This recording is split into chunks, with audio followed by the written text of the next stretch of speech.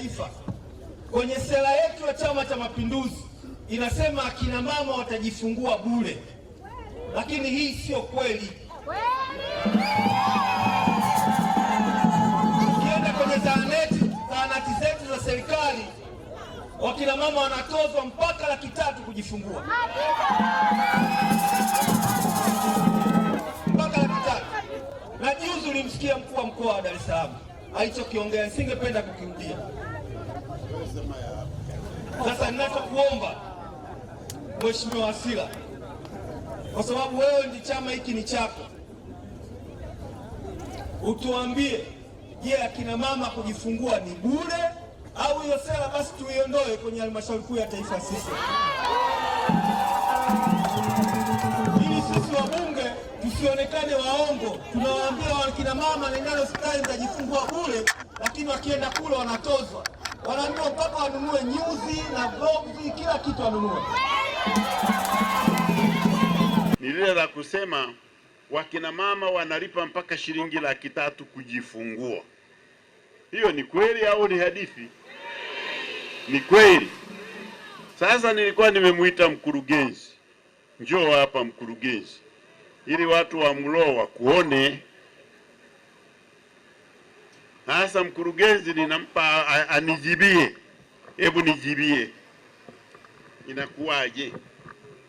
Mheshimiwa Makamu Mwenyekiti wa Chama cha Mapinduzi Tanzania Bara, kwanza kabisa nikukaribishe katika halmashauri yetu ya Mbozi na katika eneo hili la Mlowo. Kama ambavyo ameeleza Mheshimiwa mbunge, kwa kweli tumekuwa na jitihada kubwa sana za kuhakikisha zahanati zinajengwa kama ambavyo wamezieleza.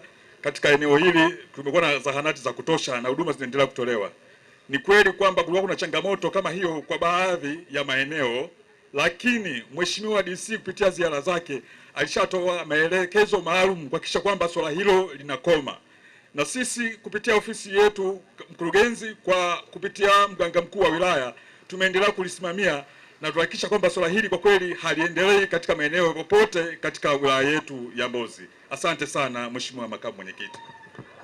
Sasa ngoja niwaambie na mkurugenzi asikie. Swala la kina mama kujifungua bila malipo ni sera ya CCM. Jadara wala haina tarehe ya kuanza. Tarehe ya kuanza ilishapita nyuma. Tuna mambo mawili. Kwanza, tunataka wakina mama wakienda hospitali wajifungue bila masharti yoyote. Ya pili, tunataka watoto wadogo watibiwe kuanzia mwaka 0 mpaka miaka mingapi? Kwa hiyo wale ambao wanatoza hela sio adhabu. Maana ingekuwa ni adhabu na sisi wote usingezaliwa, au sio? Au naelewa? Hata wewe mkurugenzi usingezaliwa, ungezaliwa na mama yako angekuwa ana Laki3. Mama yako naye angekuwa ana Laki3. Kwa hiyo naye angeambiwa marufuku kuchukua mimba, maana ukichukua tu faini Laki3.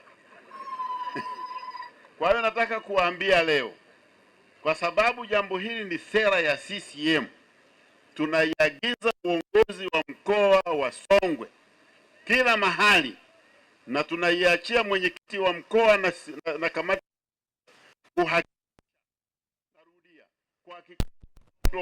wakina mama wanaokwenda kujifungua wanapewa heshima wanayostahili na hawadaiwi fedha kwa sababu